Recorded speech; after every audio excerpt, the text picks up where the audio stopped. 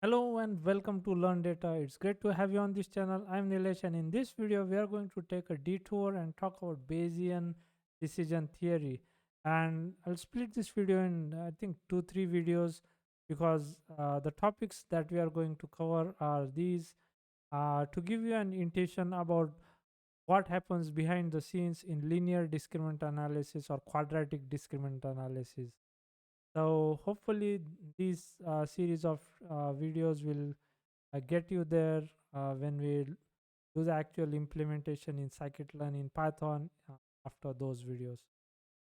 And for reference, I suggest chapters 1 and 2 from the second edition of the book Pattern Classification by Duda, Hart, and Stork. So the, there you can get much detailed derivations as well. For this video, we won't be looking at any derivations. We'll look at the intermediate steps to and try to interpret what those are telling us and how that can be used. Imagine if you are at a food processing plant and there are vegetables that need to be separated or segregated from a conveyor belt. Here we have carrots and turnips. So, as a machine learning engineer, you go in there and set up a camera. The camera takes pictures of the um, vegetables that are on the conveyor belt, and then the next step, you capture the images, pre-process them, and while pre-processing, you can remove the noise, center them, align them, crop the images, and then you can once the images are ready for next step, you can create features from them. So the features could be either different types of features. They could be shape or color of the vegetable that's in there, and then once the features are ready, those could be used to train a classifier, and then in the classifier you can set the thresholding to classify each of the uh, vegetables either as a turnip or a carrot. Now, how does Bayes factor into this? Now, what could happen is that some of the employees could tell you that, well, we already know that uh, there are more carrots than turnips in the lot that's on the conveyor belt. So what that tells us is that on the conveyor belt, the next vegetable that could come in the frame of the camera would very well be a carrot that is abundantly available on that particular conveyor belt, or it could be a turnip if those are abundantly available as told by the employees.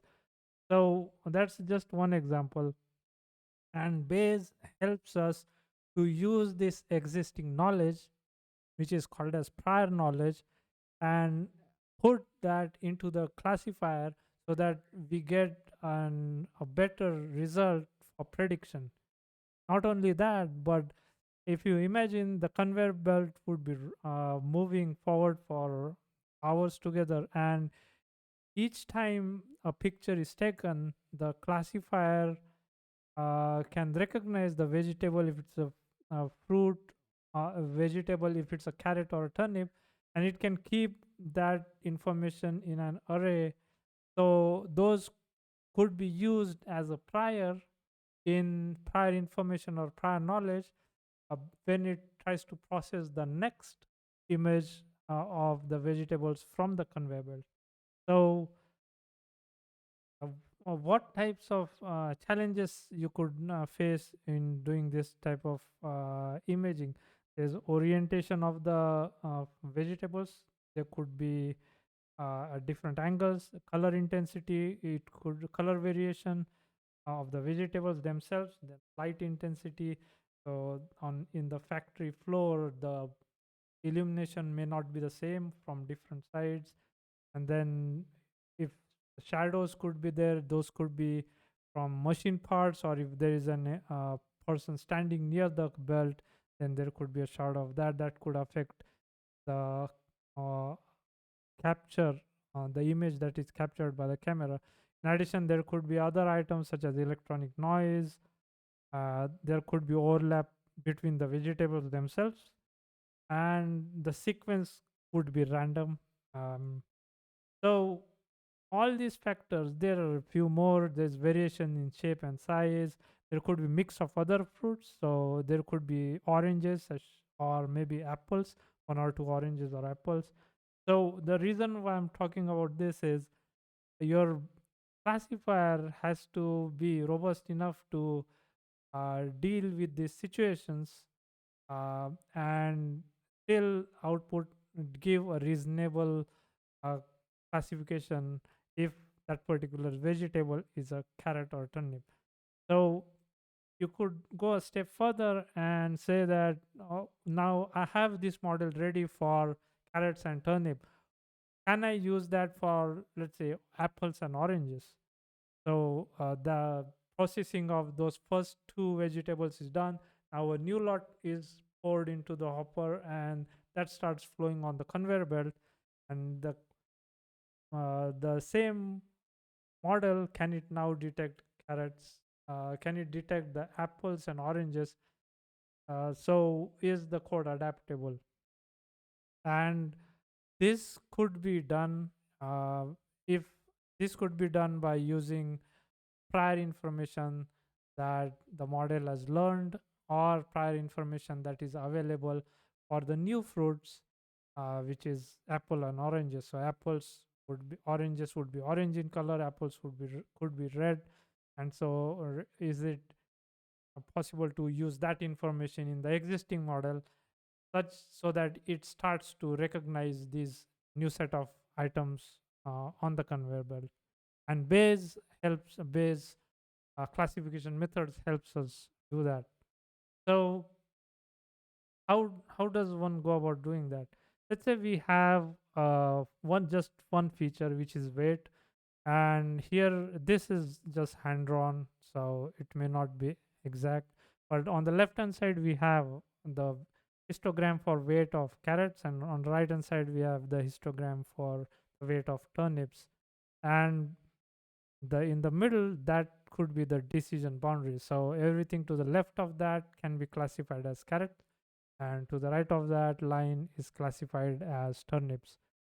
So one thing you'll immediately notice here is that this particular feature is probably not very helpful in classifying these two vegetables, because on the left hand side here you see there is a fair bit of overlap of turnips in the carrot area, and there is much larger overlap of carrots with carrot weights in turnips. So there are uh, it seems that there are lot many carrots that have about the same weight as turnips. So maybe the model may not be able to uh, use this information as much to, or in other words, this particular feature may not be the best feature to be input to a model for training because there is so much overlap.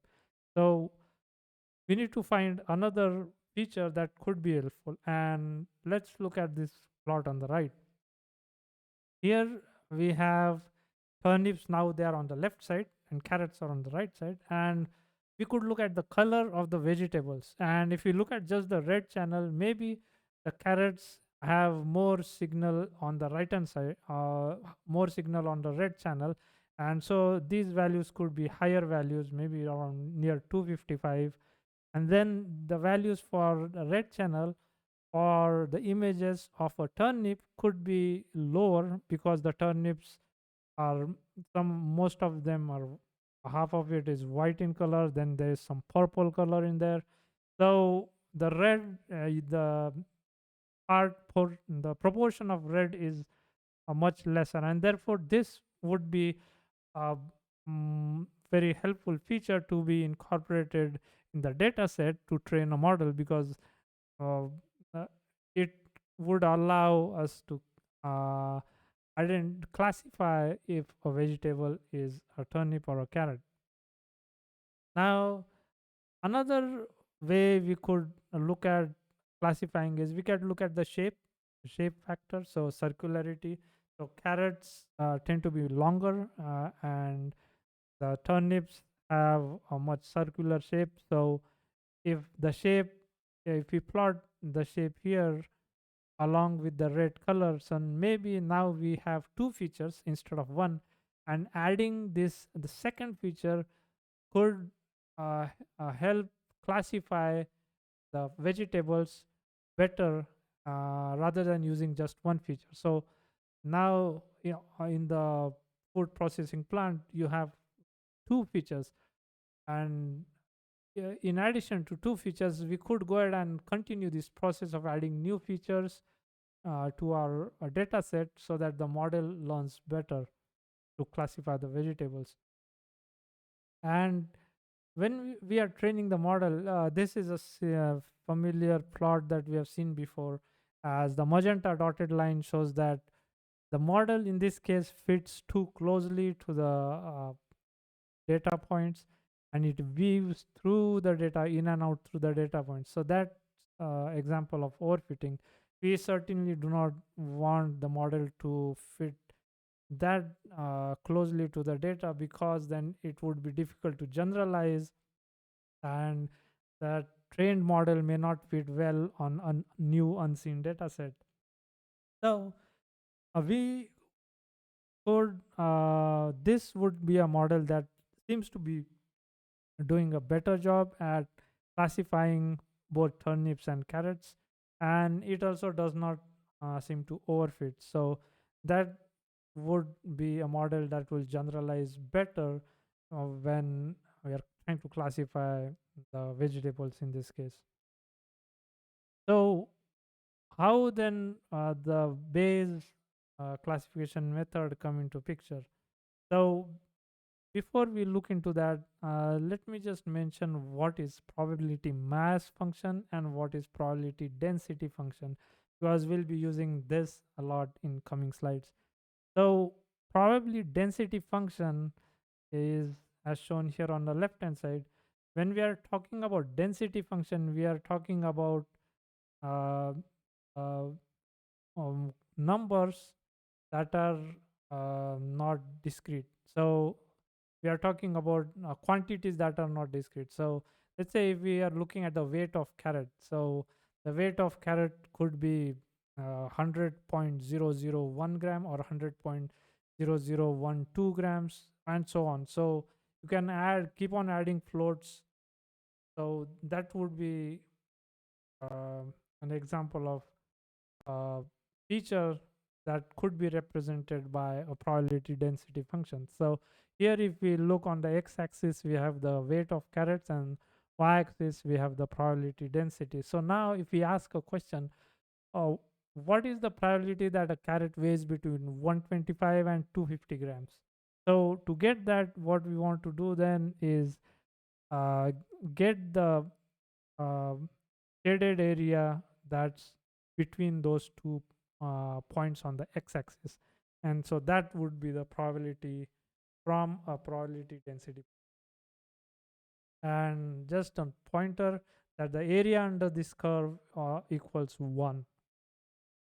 On the other hand, now if we look at counts or numbers, there is a 0.3% probability, 0.3 probability that there would be 3 vegetables captured in the image on the from the conveyor belt. So these quantities can be represented as probability mass function as shown in this plot.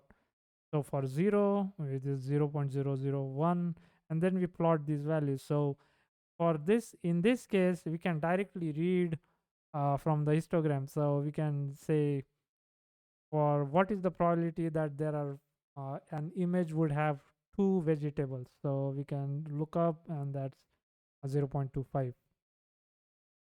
So why we are talking about this, that will come up shortly. And here uh, one last point need to mention is that the probability mass function is denoted by capital P, and the probability density function is denoted in this case by a small letter p.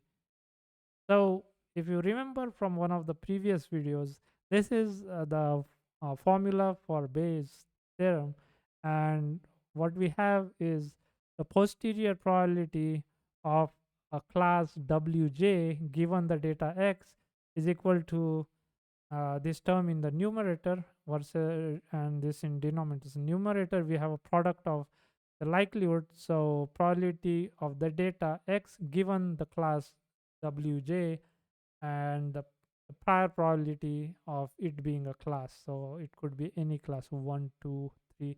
So it's just one number and it's discrete, so that's why that's capital P, and these could be numbers in decimals, so those are continuous values, and therefore that's a small letter p. And in the denominator we have the value of probability of x, so that's summed value for all classes for like product of what we have in the numerator, so that's denoted by p of x, and that this is shown here, and we already discussed. So this is probability mass function and this is probability density function. And the likelihood is also in this case we'll refer to it as class conditional probability density function. So why class conditional? Because the data x is, we are conditioning it, so this vertical bar we are saying that given the condition that that is the class. Now again let's go back and look at this one example, one feature at to classify if a vegetable is turnip or carrot, and then we look at multiple features in coming after this. So we have this particular plot where we have the probability density plotted for the carrots and the turnips, and on the y-axis, so this is uh, like in terms of the probability density is in terms of class conditional density likelihood, so that's this term right here from the base formula.